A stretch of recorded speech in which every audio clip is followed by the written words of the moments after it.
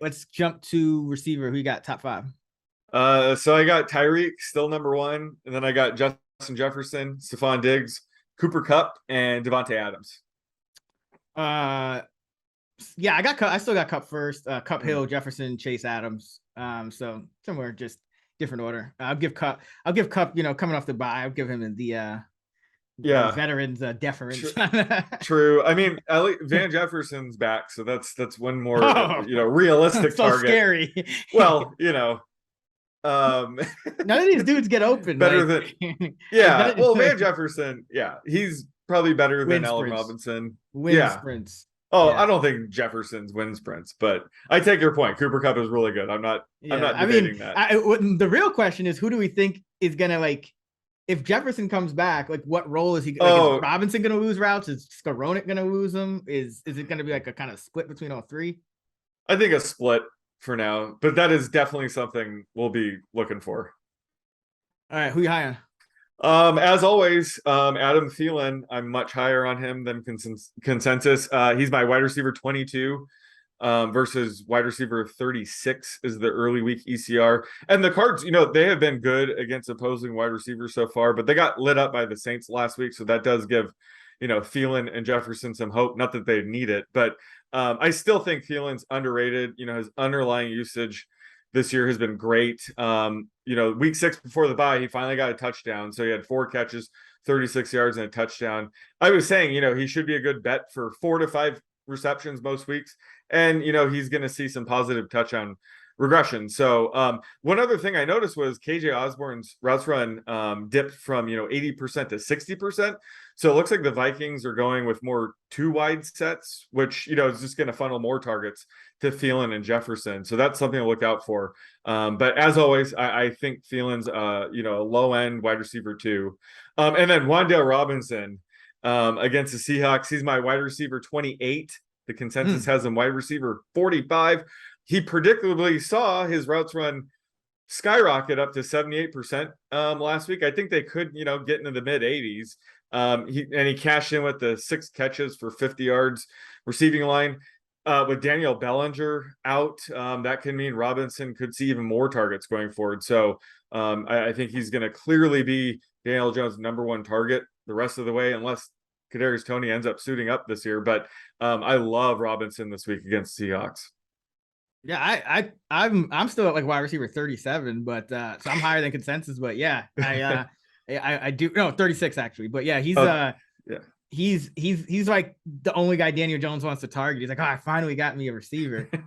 He was so mad at Marcus Johnson for dropping that pass at the goal, touchdown at the goal line. Yeah. So yeah, I would expect Robinson's role to continue to grow. For me, it's T. Higgins. I got him at wide receiver 10. He's back to running a route. He ran about 98% of the time against the Falcons. So, now we're going up against the Cleveland Browns. Yes, their run defense is weaker, but T. Higgins, he's right there with Chase in terms of routes run. Joe Burrow playing well again. So, T. Higgins always going to be one of those guys that I'm high on. DJ Moore is another one. I talked about this last week. Just taking McCaffrey off the Panthers gives Moore so much higher of a floor and ceiling because no one else on that offense is like, getting open to the extent that and demanding the ball like DJ Moore. So he's still the consensus wide receiver 30. I have PJ Walker projected for under 200 passing yards, and DJ Moore is still my wide receiver 14.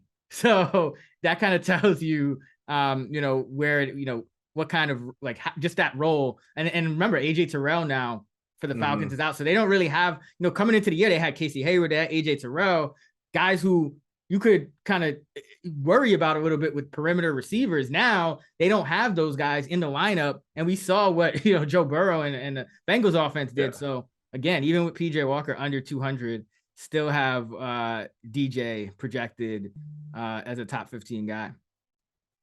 All right, yeah, no, I love that call. And unlike last week where they had the easy win against the Bucs, they might actually be forced to throw in this game against Falcons.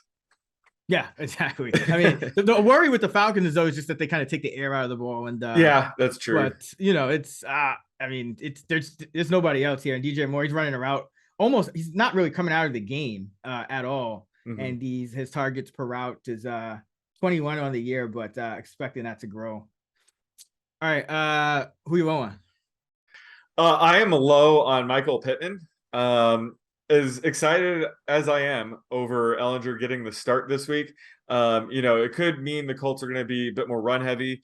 Like we mentioned, Ellinger is more willing to scramble. So that's going to take away from, the passing production. Plus, anytime you have a new quarterback under center, it could shake up the target rate. So, a target heavy guy like Michael Pittman, who's seen a 21% target rate this year, could take a hit. So Pittman's my wide receiver 19 right now, compared to the consensus of wide receiver 13. And then this guy, I just want to discuss him just briefly. Hunter Renfrow, he is now outside of my top 50. And just he is completely off the wide receiver 3 radar. So if you're clinging on to him, you're basically waiting for probably 2 pass catchers need to miss time for Renfrow to even enter the wide receiver 3 discussion. Just a guy that we haven't talked about much this year. I wanted to bring him up, but it just looks like Mac Hollins' role has just significantally ate into Renfrow.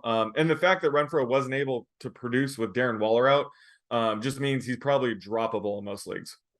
Yeah, I still have Renfrow 39, so I'm a little. It's not great, it's like, but it's yeah, and I'm projecting Waller to play, so I guess are you using more of his current target?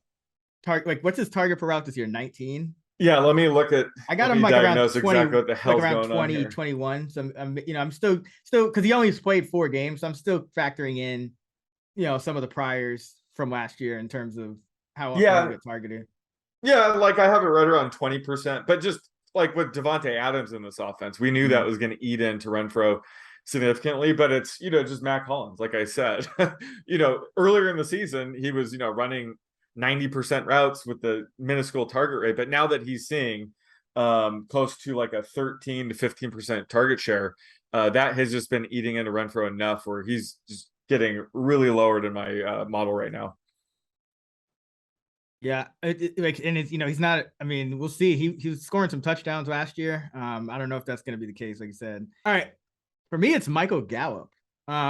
He's the consensus wide receiver 31 this week, and based on what we've seen out of Gallup, I don't know if it's the injury, coming back, maybe too soon, or what it is. But now we've kind of seen him fail to produce with Dak as well as Cooper Rush, and his routes run has been going downward the last 3 games from 89% to 82% to 79%.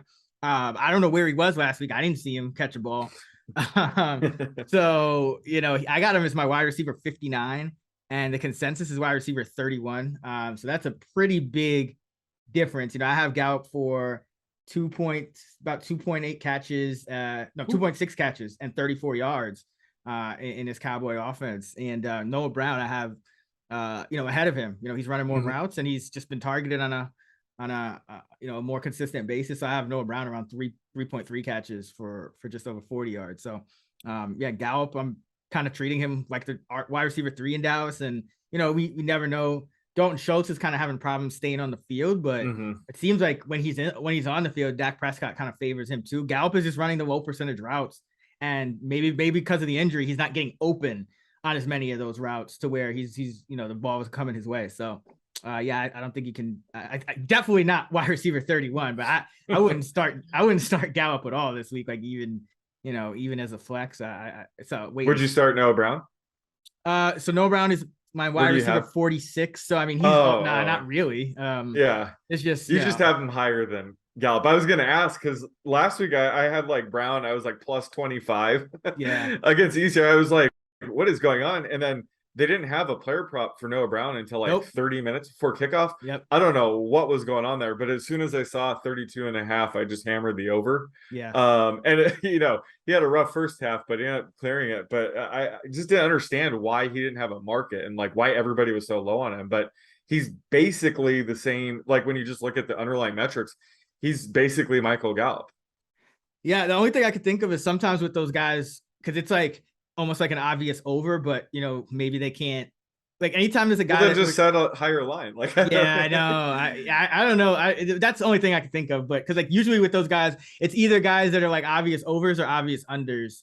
that they kind of wait along like till a few minutes before kickoff. But yeah, I mean, I had them, I think, back to back in the rankings last week. And now they're both down from where they were last week against Detroit. Right. But yeah, you can't trust Gallup. All right, wide receiver props. Let's see. Let's go with Wando. Oh, nice. Receiving yards. Let's go with 46.5. Over.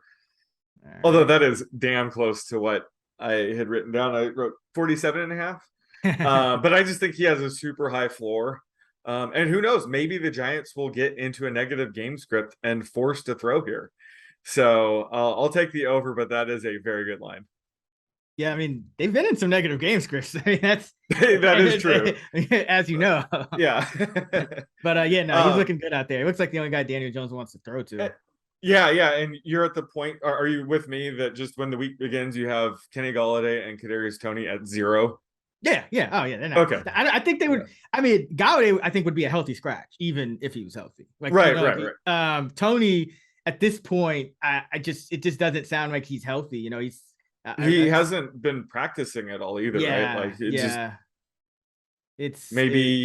it's a trade situation, but no, he's actually hurt though. I mean, yeah, they might trade him, but he messed up. He had an issue with one hamstring, and then he came back and messed up the other hamstring. So it's brutal. Like he just can't really. Anytime he tries to go hard, it's like things mess up on him. So I can't see him back. And even if he is, I would just think he would play, in kind of like the Richie James role. Like you would only get like 15%. Right. Yeah. So either way, give me that over. Got you.